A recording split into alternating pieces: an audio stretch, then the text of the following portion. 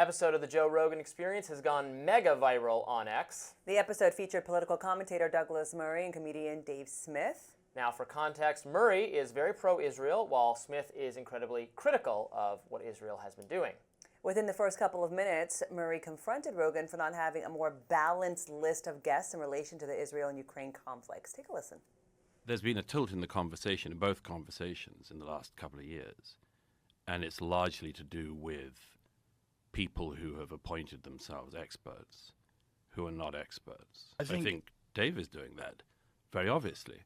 Dave's a comedian, but he's now mainly talking about Israel.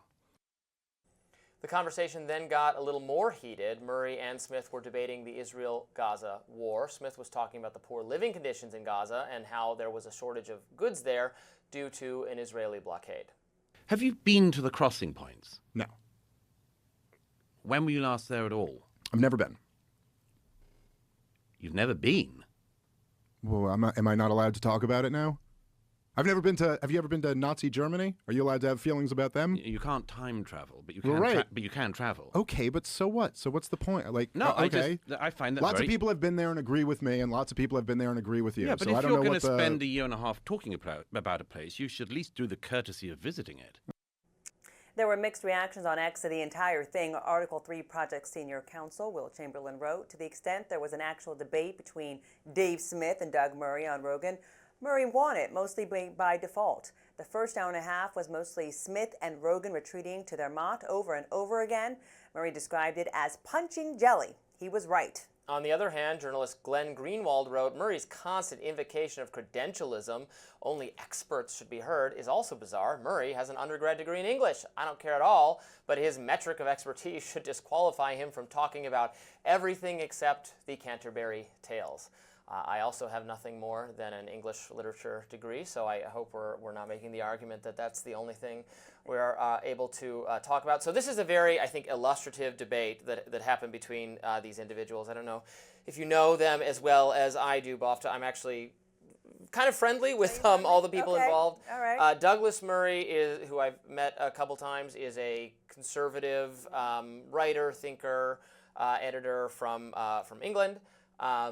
Dave Smith is a libertarian podcaster and comedian. He's been on Rising before. Maybe they've both been on Rising before, I'm not sure. Dave Smith at least has, who I generally agree with. So it will not be surprising that on this particular issue, I do in fact agree with Dave Smith more in terms of the policy. And I also agree with him that you shouldn't, it's weird to say, and Douglas Murray does understand this, he would agree with this in other contexts. Like he is also, I agree with him on, for instance, COVID overreach, that a lot of the COVID policies like that we discussed with our guest today were bad, and that the things the experts said were wrong. And he knows that. So then I would not also make the argument simultaneously that, but then on this complicated foreign policy issue, right, you have to be an expert to weigh in on it, right? Well, experts disagree on how to handle Israel-Gaza. People who've been, and then you have to have been there to have an opinion on it. That's obviously preposterous. As Dave notes, people who've been there have, some agree with him, some agree with him. That's all over the place. The part of the argument, which we didn't play, where I'm a little bit more sympathetic to Douglas Murray, he talks about some of the guests that Joe Rogan has had on that have Peddled baseless bizarre claims, views. Bizarre views. Well, baseless, yeah. I don't like to use the word baseless claims, but have tried to do revisionism to a greater degree than I am comfortable with on, like, was Winston Churchill responsible for World War II? That started to be a little bit silly. Definitely. But I think it's fine to have those people on. You just got to, really interrogate their beliefs. So I agree with Murray that, sometimes just platforming every controversial, contrarian, provocative person doesn't mean every single thing that people who disagree with experts think is correct about everything, but that it is also okay to disagree with experts because they're frequently wrong and have been proven to be wrong over and over again, and they actually have lots of internal disagreements.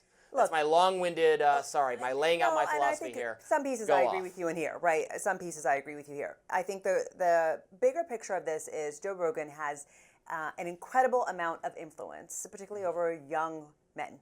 A lot of voters tuned in to Joe Rogan who are on the fence, right? There's so much power that he has with this platform.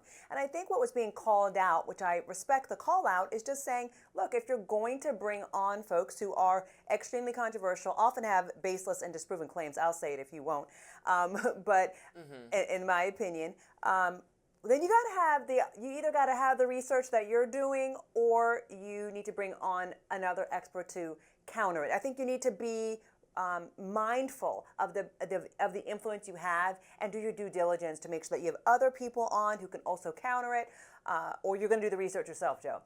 I think it's fine if you want. It's your show. If you want to bring on controversial people, okay, but there's some due diligence involved if you're going to, so that you're not spreading misinformation, particularly during key points in our, life, like the pandemic, right? So I just think that being mindful of it. So I do respect the call out. I think every once in a while, somebody with that much influence does need to be called out.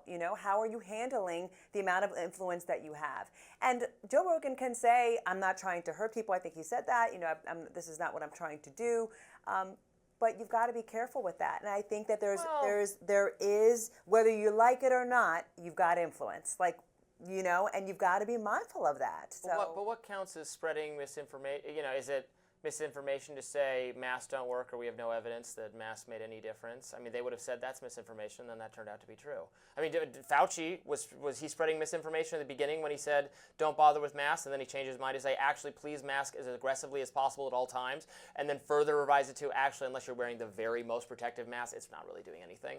I mean, that's that was called misinformation at every step. Is it a lab? We think it might have come from a lab. That was branded a racist conspiracy theory by every elite expert gatekeeper person. Now it turns out that's the more likely cause of the pandemic, according to the Energy Department and the CIA and the FBI. So what gets called misinformation, sometimes maybe turns out to be misinformation. I don't think what they said about young and some healthy people people said about don't need to get vaccinated. Young and healthy people don't need to get vaccinated. They don't. Okay, so we're going to disagree there. Well, but they don't. I mean, that's a great example. If you think that's misinformation, that's true. You can now.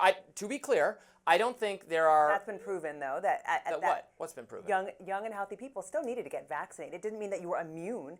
It didn't mean that you were immune because you were young and healthy. But the vaccine doesn't stop you from getting COVID.